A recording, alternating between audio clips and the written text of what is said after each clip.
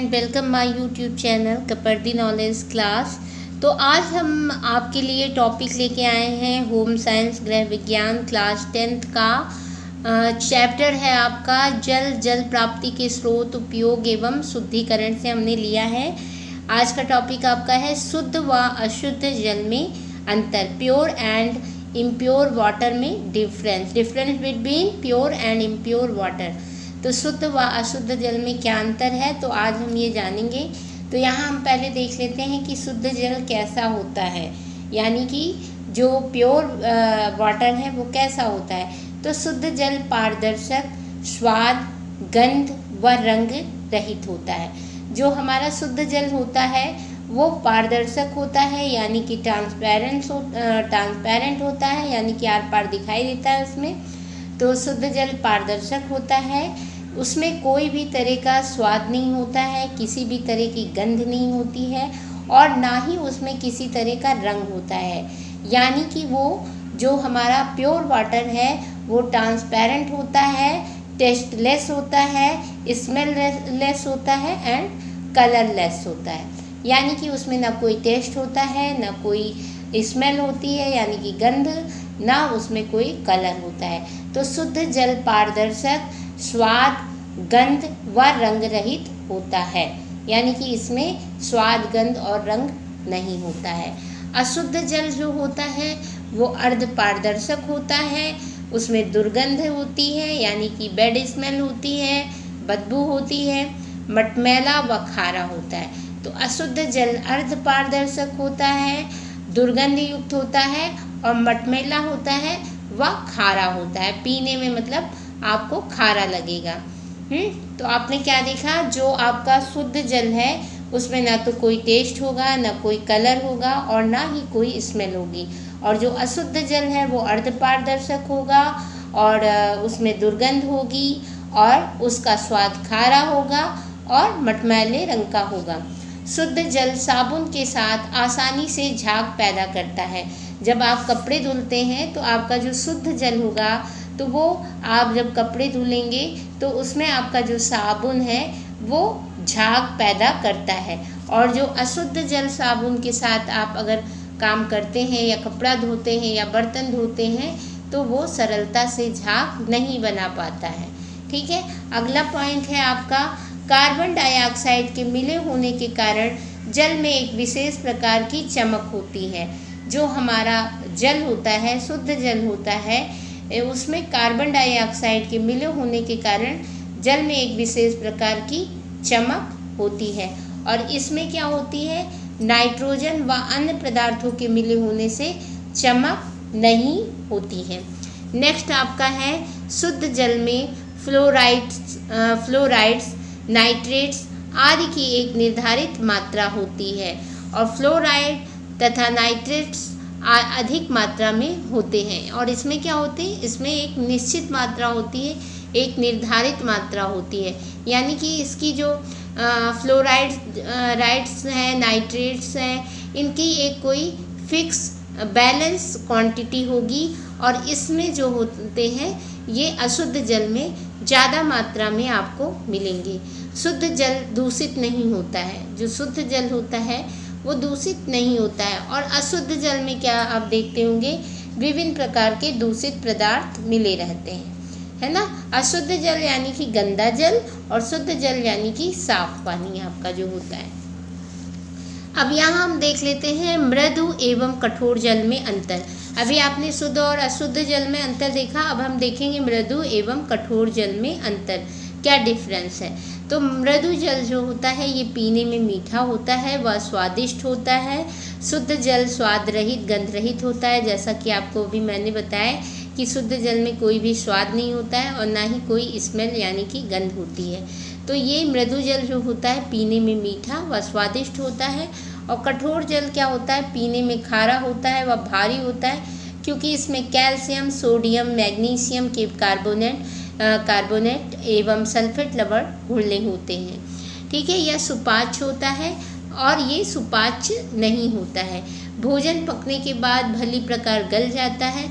मृदु जल में अगर हम खाना बनाते हैं तो वो भली प्रकार से मतलब अच्छी तरह से गल जाता है। और इसमें जो है भोजन पककर गल नहीं पाता है।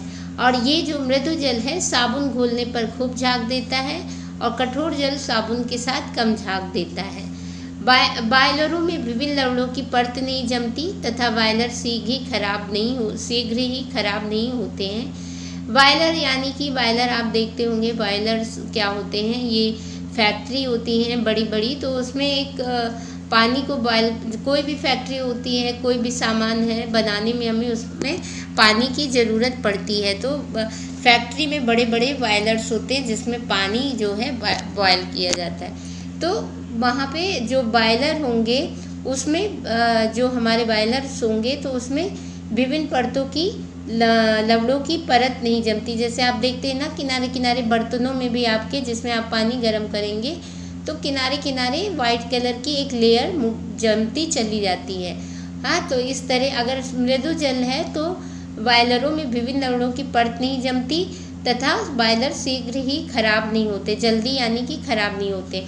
और अगर हम कठोर जल के प्रयोग करते हैं तो इससे बॉयलरों में विभिन्न लवणों की परत शीघ्र जम जाती है तथा बॉयलर खराब हो जाते हैं। कुछ शुद्ध और अशुद्ध जल में जो डिफरेंस है वही इसमें भी है, मृदु जल और कठोर जल में भी वही डिफरेंस है। तो आपने देखा शुद्ध व अशुद्ध जल में अंतर और मृदु एवं कठोर जल में अंतर। अब यहाँ पे कुछ पॉइंट आपके जो महत्वपूर्ण स्मरणीय बिंदु हैं, जो आपको याद रखने वाले हैं पॉइंट हैं, वो हम देख लेते हैं। मानव शरीर जल से बना है, तो मानव शरीर के भार का लगभग 3/4 भाग जल है।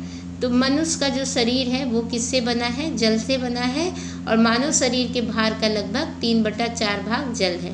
जल एक रासायनिक यौगिक है, यानी कि एक ये केमिकल कंपोनेंट है। और जल का जो फार्मूला है, जल का सूत्र है H2O। जल का क्या सूत्र है? H2O। इसमें हाइड्रोजन 2 भाग और ऑक्सीजन 1 भाग मिलके ये जल का निर्माण होता है। तो जल एक रासायनिक यौगिक है। वाटर इज केमिकल कंपोनेंट और इसका फार्मूला जो है H2O है। जल के रूप क्या क्या है? जल हमें किन किन रूपों में मिलता है, मतलब आप जल को किन किन रूपों में देखते हैं? ठोस, द्रव एवं वाष्प के रूप में, सॉलिड में और लिक्विड में एंड गैस में, आप 3 रूप में आप देखते हैं। जल प्राप्ति के स्रोत, यानी कि हम जल को कहाँ कहाँ से प्राप्त कर सकते हैं, यानी कि उसके मीडियम क्या है। जल प्राप्ति के स्रोत यानी कि क्या है? समुद्र से हम जल ले सकते हैं, वर्षा, नदियाँ, तालाब, कुएं एवं झरने आदि जल प्राप्ति के स्रोत हैं। यहाँ से हम जल प्राप्त कर सकते हैं। अब शुद्ध जल की विशेषताएं यहाँ पूछी जा रही हैं।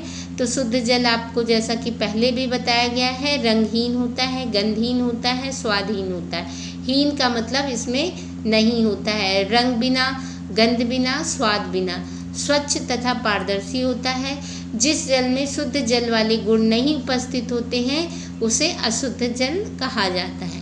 पेट संबंधी रोग, हैजा, भूख न लगना, पेचिश, टाइफाइड, पेट दर्द, जी मिचलाना आदि रोग दूषित जल के कारण ही होते हैं। अगर हम गंदा पानी पी लेते हैं या हम दूषित जल पी लेते हैं या अशुद्ध जल पी लेते हैं तो हमें निम्नलिखित बीमारियां हो जाती हैं, जैसे कि हैजा, भूख न लगना, पेचिश, टाइफाइड, पेट दर्द, जी मिचलाना आदि।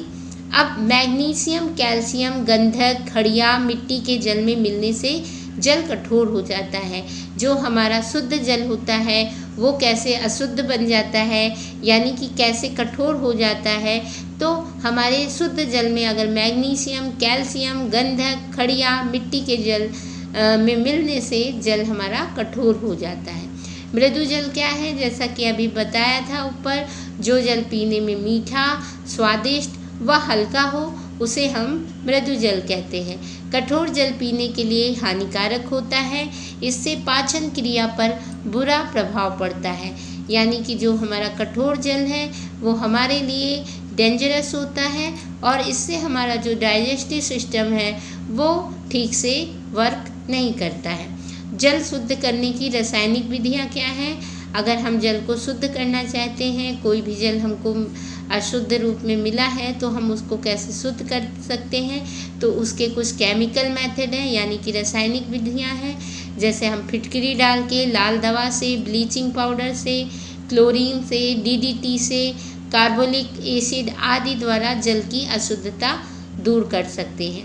एक्वागार्ड आपने हमेशा अब आज के समय में नाम सुना होगा, एक्वागार्ड, वाटर प्योरीफाई, जैसे ये बहुत से उपकरण होते हैं, आपने इनके नाम सुने होंगे।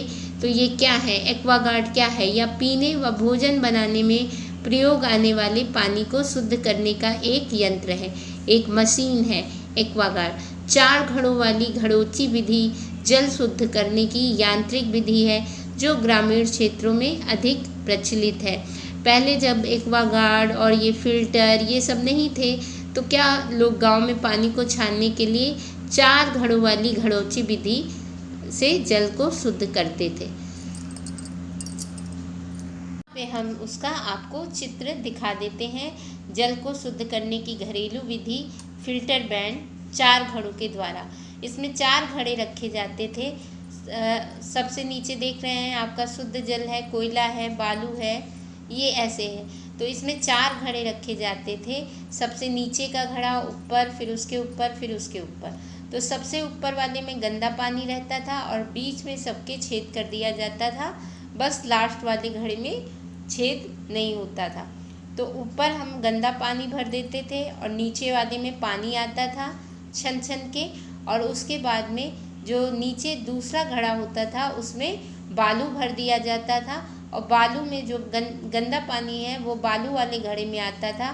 फिर तीसरे घड़े में हम लोग कोयला भर देते थे तो बालू से छन के पानी कोयले वाले में आता था और फिर कोयले वाले से छन के आपका नीचे वाले घड़े में आता था जो कि आपको शुद्ध जल के रूप में मिलता था। तो ये 4 घड़ों की घड़ोची विधि है। आपको नाम सुन के अजीब लगा होगा, इसलिए मैंने आपको दिखा दिया पिक्चर में कि ऐसा है। अब हम यहाँ पे एक्वागार्ड देख लेते हैं। ये देखिए, आप एक्वागार्ड भी देख लीजिए। बहुत से बच्चों ने एक्वागार्ड अपने घरों में देखा होगा, पर बहुत से ऐसे बच्चे होंगे जो एक्वागार्ड का नाम भी नहीं सुने होंगे। तो एक्वागार्ड ये मशीन होती है जो पानी को फ़िल्टर करती है। इसमें ये इसकी वाटर फिल्टर है। इसके अंदर की बनावट का दिखाया गया है कैसे। तो यहाँ पे टोटी लगी होती है और यहाँ पे नीचे आपका प्योर शुद्ध वाटर आता है, शुद्ध जल आता है। और पोर्सलिन का भीतरी बर्तन होता है। अंदर यहाँ पे पानी छानने के लिए आपका सिस्टम सब लगा होता है और छन के पानी यहाँ नीचे स्टोर होता है और टोटी के माध्यम से आप पानी शुद्ध ले सकते हैं। तो आज के लिए इतना ही। तब तक के लिए धन्यवाद। स्वस्थ रहिए, मस्त रहिए।